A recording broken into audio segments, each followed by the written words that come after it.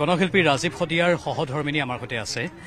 আমি সকলোৱে কৈ আছো যে ৰাজীৱ শদিয়া আমাৰ মাজত আছে আৰু থাকিব। ৰাজীৱ শদিয়া অমৰ। আজি আপুনি আপোনাৰ সন্তানৰ কথা কৈছে, সন্তানক ৰাজীৱ শদিয়াৰ দৰে আপুনি প্ৰস্তুত কৰি দিব আগন্তুক দিনবোৰত। পৰিকল্পনা কি?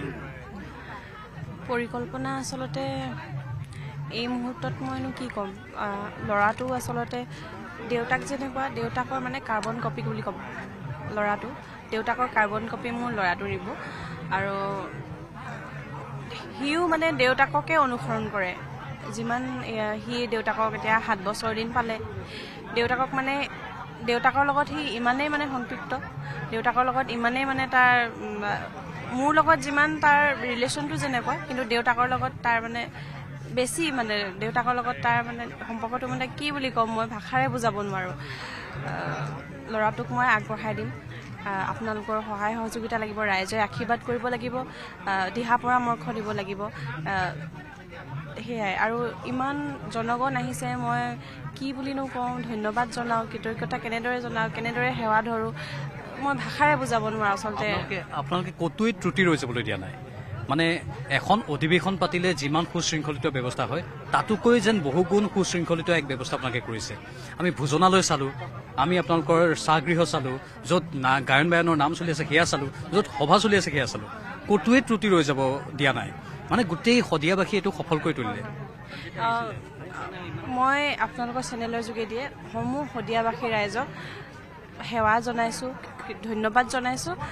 তেওঁলোকৰ উপস্থিতি, তেওঁলোকৰ সহায় সহযোগিতাৰ বাবেহে আজি এইখিনি হৈ উঠিছে। ৰাজহুৱাভাৱে হৈছে। আমাৰ পৰিয়ালে মাত্ৰ আমি ইয়াত আছোঁ, সকলোখিনি ৰাইজে কৰিছে। ৰাইজক মানে মই কিদৰে ধন্যবাদ জনাওঁ, মই ভাষাৰে বুজাব পৰা নাই মানে। আৰু শদিয়াবাসী বুলিয়ে নহয়, অসমৰ বিভিন্ন প্ৰান্তৰ পৰা বিভিন্নজনে বিভিন্ন ধৰণে আমাক সহায় সহযোগিতা আগবঢ়াই আহিছে। সেই 12 তাৰিখৰ পৰাই, 12 তাৰিখে তেখেতৰ দুৰ্ঘটনাটো হোৱাৰ সময়ৰ পৰা আজি পৰ্যন্ত কেনেদৰে যে সহায় কৰি আহিছে, মই মানে ভাষাৰে বুজাব নোৱাৰোঁ। মানে মোৰ কেনেকুৱা অনুভৱ হৈছে, মই একেবাৰে ক'ব পৰা নাই, মই শব্দহীন হৈ গৈছোঁ।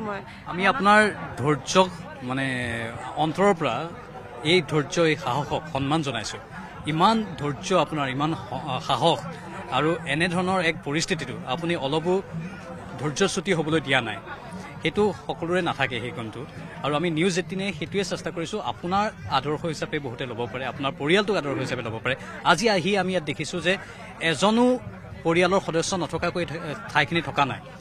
হয়তো আপুনি আছে, হয়তো আপোনাৰ পিতৃ মাতৃ আছে, কোনোবা নহয় কোনোবা এজন সদস্য আছে আপোনালোকৰ পৰিয়ালৰ। মানে ইমান হাজাৰ হাজাৰ লাখ লাখ লোক আহিছে, কাকো আপোনালোকে বিমুখ হৈ যাবলৈ দিয়া নাই। তাকে চেষ্টা কৰিছোঁ, যিমান পাৰোঁ মানুহক মাত এষাৰ লগাবলৈ চেষ্টা কৰিছোঁ। বহুতো থাকিও গৈছে মাত লগাবলৈ, তেওঁলোকে যাতে দায় দোষ নধৰে, আৰু নিজৰ বুলি ভাবি সকলোকে নিজকো চম্ভালি লওক আৰু আনকো চম্ভালক আজিৰ দিনটোত, মই তাকেই কামনা কৰিছোঁ। আৰু যিসকলে অহা নাই এতিয়ালৈকে, তেওঁলোকক মই নিমন্ত্ৰণ জনাইছোঁ মানে, আৰু আপোনালোকো আহাৰ গ্ৰহণ কৰি যাব সকলোৱে। মই কি ক'ম, মই একদম শব্দহীন। মানে মোৰ আজি মোৰ ইমান ৰাইজ দেখি মোৰ ভালো লাগিছে। এফালে মানুহজন নোহোৱাৰ দুখটো আছে যদিও তেখেতৰ অনুপস্থিতি মই অনুভৱ কৰিছোঁ, কিন্তু ইমান ৰাইজৰ মাজত তেখেত যিহেতু ৰাইজৰে মানুহ আছিলে, ৰাইজ আহিছে যেতিয়া তেখেতো আছে ইয়াত। মোৰ সেইটোৱে, এই ৰাইজে তেখেতক জীয়াই ৰাখিব। আৰু আপোনালোকৰ কিবা পৰিয়ালৰ তৰফৰ পৰা কিবা নিজা পৰিকল্পনা আছে নেকি ৰাজীৱ শদিয়াক জীয়াই ৰাখিবলৈ? আমাৰ পৰিয়ালৰ লগত আলাপ আলোচনা চলি আছে। আজি আদ্য শ্ৰাদ্ধখন আৰু অহাকাইলৈ আমাৰ ভাওনা এখনো উৎসৰ্গা কৰা হৈছে তেখেতৰ নামতে। এইখিনি হৈ যোৱাৰ পিছতে আমি আলোচনা আৰু আগবাঢ়িম। এতিয়া তেনেই মানে থুলমূলীয়াকৈ আমি কিছুমান পৰিকল্পনা কৰিছোঁ। তেখেতৰ সংগীতৰ সংৰক্ষণ বা প্ৰচাৰ প্ৰসাৰ সম্প্ৰসাৰণ, এইখিনি আমি অলপকৈ আলোচনা কৰিছোঁ। এইখিনি হৈ লওক, তাৰপিছত আমি নিশ্চয় অৱগত কৰিম। সকলোৱে দিহা পৰামৰ্শ লাগিব, তাকে পাৰিব। কাৰণ আপোনালোকে এই অনুষ্ঠানেই ইমান সুন্দৰ আৰু সফল কৰিছে, আৰু আপোনালোকে পাৰিব, সেইটো আমাৰ বিশ্বাস আছে।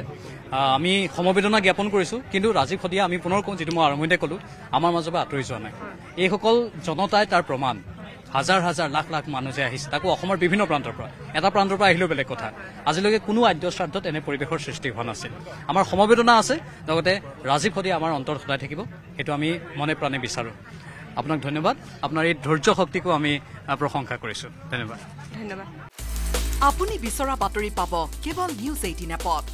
নিউজ 18 এপ ডাউনলোড কৰিবলৈ স্কেন কৰক এই QR কোড।